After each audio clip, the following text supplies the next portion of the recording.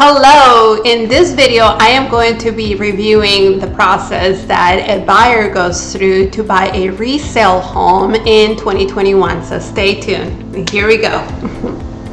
Okay, so the first thing you want to make sure that you do is you want to get a buyer's consultation, and this is the first part of the transaction and the one that probably most people just don't do. And the reason for that is, who wants to sit down and answer a whole bunch of questions and talk to a realtor about what it is that you want to do? Well, the reason why you don't want to skip that part is because this is the very foundation of the transaction, and if you don't get that right, it's going to take you so much more effort and time to get through all the other steps that we're about to go through. So you definitely want to take the time and do a buyer's consultation. I'll be creating a video on exactly what that is and going farther in detail with it, but the short version of it is basically an opportunity for you to get familiar with all that you're about to go through, ask any questions from your realtor, have the realtor get really crystal clear on what it is that you're looking for, find out exactly how you're going to be paying for that home, what are the time frames that you're trying to hit, what are your goals, what's important to you, what's a want, what's a need, several different things, and also be able to recommend the best strategy for you to be able to obtain that goal. So please be sure to work with a realtor who has a buyer's consultation for you. It doesn't have to be real lengthy. I've done buyer's consultations over the phone. I've also done them via Zoom, over coffee at Starbucks, and it's not anything that has to take hours to do. Within 10 to 15, 20 minutes, I'm able to get a really good grasp on what it is that my buyers are looking to achieve, and most importantly, give the buyers all the tools and resources that they need to get the transaction started off right. Now, second step number 2, you want to get pre-qualified for your mortgage or obtain your proof of funds. Just like with any other serious purchase, if you are serious about going to buy something, you need to know exactly how you're going to pay for it. And the home is no exception to that. So most people take on a mortgage when buying a home for several different reasons. The mortgage interest is actually a tax write-off on your income taxes at the end of the year, and that's as far as I'm going to go into taxes because I'm not a CPA. I am a fully licensed realtor, but I can tell you that's one of the perks of having a mortgage. You do have some tax advantages with the interest that you pay on those loans.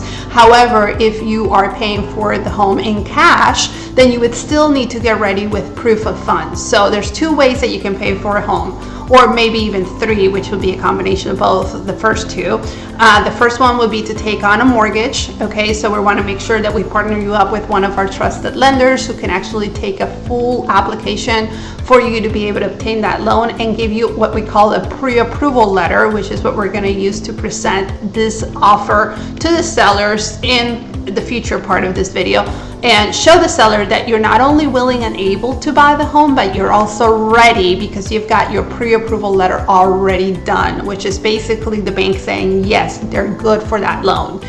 An alternative to that would be to pay for the home in cash, and you might be really fortunate to have a few $100,000 sitting in a bank account or millions of dollars sitting in a bank account, and that's great too. We welcome those also, but we need to have that in writing. I totally trust that you have those funds, but the seller doesn't know you from the next person that they might bump into at Target. So we need to be sure to show them that you do have the funds available, and the way you do that is basically through a statement of wherever the funds are coming from. If you have this invested into an investment account, then there should be some sort of statement, whether it's a monthly statement or a quarterly statement, that you were able to download and be able to show the balance that would be the same as the house that you're buying or greater, of course, to make sure that that purchase amount is fully covered by the funds that you have on your statement account. Okay, and the third version, like I mentioned, would be a combination of both. A lot of people would use, some money down, as a form of a down payment, which would be usually cash. You do need to have some skin in the game. You need to have some savings put aside for your down payment, even when you're taking on a loan. So it's kind of like a combination of both. You have to have your down payment and you have to have your mortgage pre-approval. And the alternative to that is to have your full proof of funds. I hope that was clear enough. And if you have any questions, reach out to me. I'll be happy to clarify.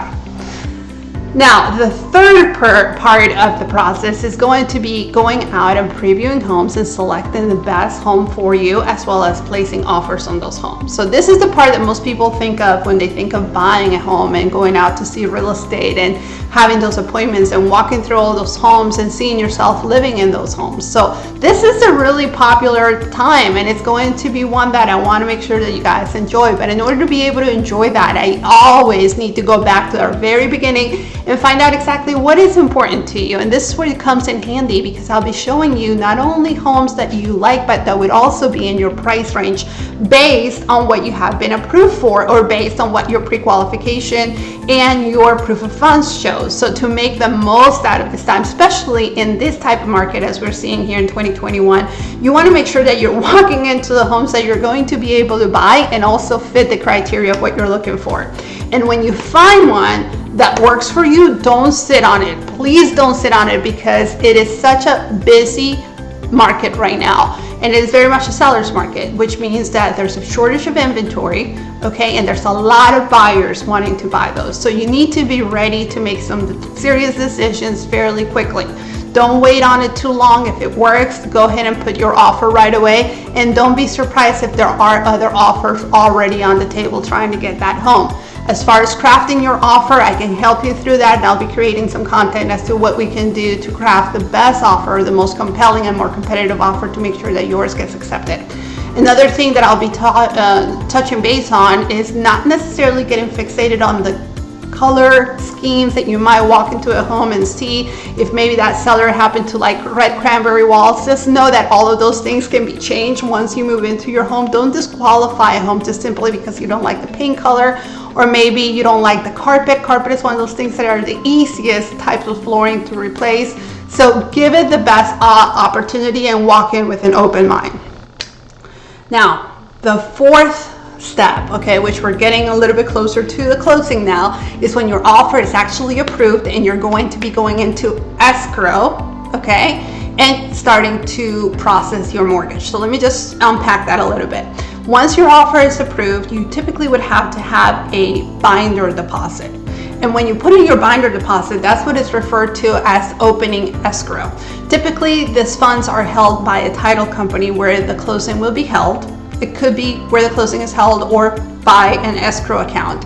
So once you turn in your escrow funds, okay, there's some timelines, or once a contract is accepted, there's some timelines that start measuring from that point. Typically, we have 3 days for the binder deposit to be fully turned into the title company, and then 10 days to do inspections, which we'll talk here about in just a minute. But just make sure that within that time frame, you turn in your binder deposit and you touch base with your lender one more time, because at this stage, it's very typical that they would ask for bank statements, recent pay stubs, tax returns. These are all of the things that you mentioned you had on the application at the very initial process when you got pre-approved. Now they're going to need to see all of those statements if they haven't already. So this is a really good time to touch base with the lender once you go into contract and you open up escrow.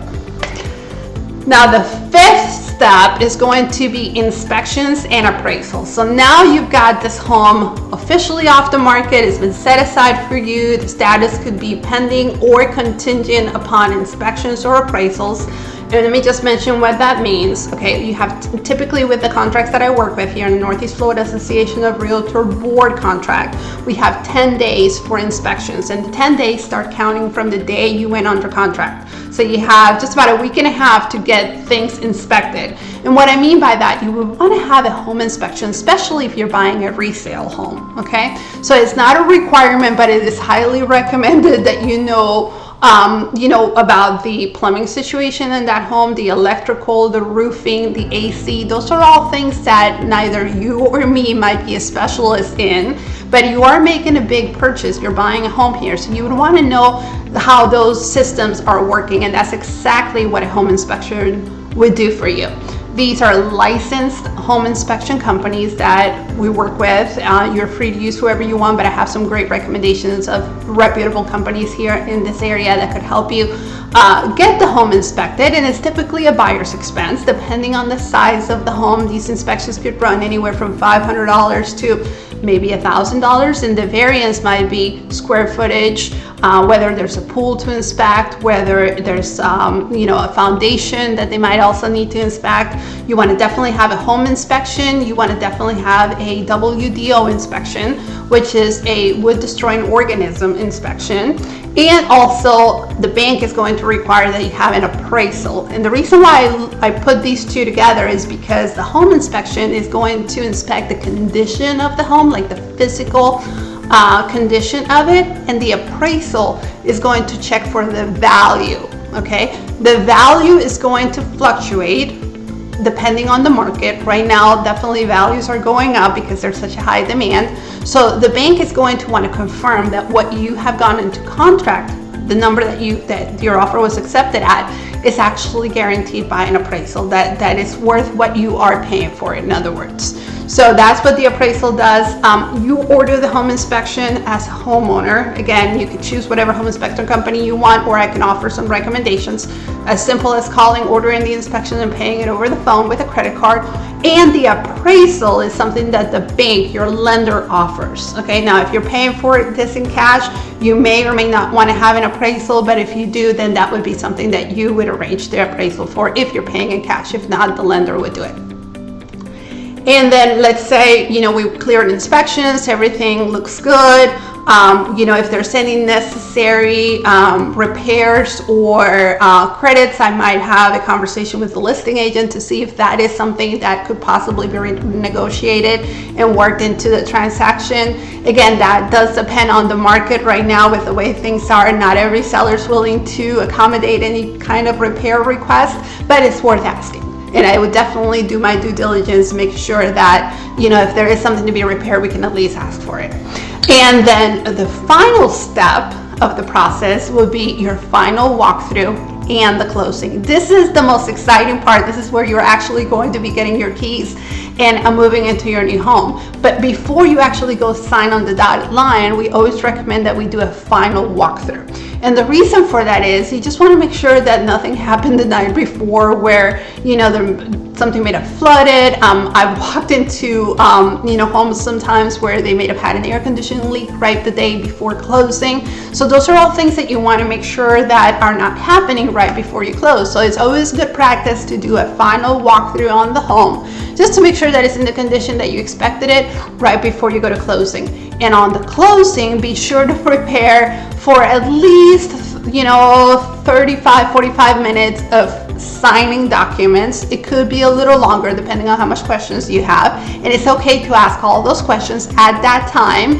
They'll be reviewing a lot of documents that have to do with the actual mortgage that you're taking on the home, the title. They'll show you the deed that they've prepared, which is going to be recorded by the county. And once all of that is signed and the wire transfer has come in for your mortgage to pay off the house and that price that you offer to pay for it and received your down payment on it, all of that is done at the closing table. Then you get your keys, and that's officially closed and funded, and that means you can move into your brand new house. So that's basically the process. Now I just kind of went through and just talked about it briefly and like chatting with you guys, but just know that this process could take, typically it takes about 30 days, maybe 45 days at most. Some are a little lengthier, some are a little quicker. Definitely deals that are made with cash funding, they're actually a lot faster than the ones that would have to deal with financing. Although, depending on the lender, there are some lenders that are super fast.